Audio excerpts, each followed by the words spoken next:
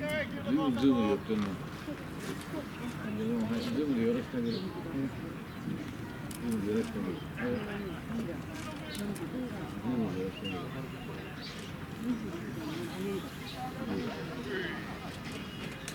ビエラはね、ピッチャー。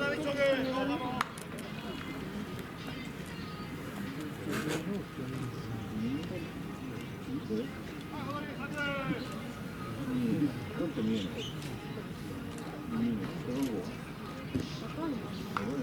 じゃあ、大きい画面で。出たら。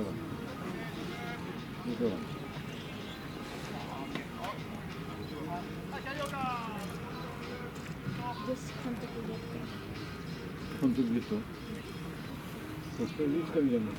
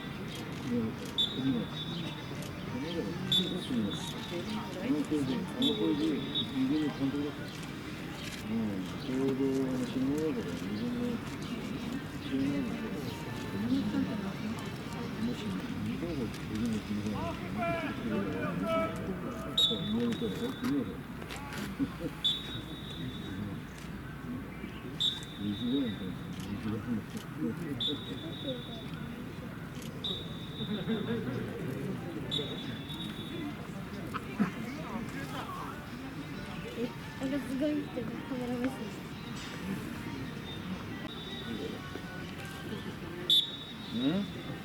これ映像って嫌だよね。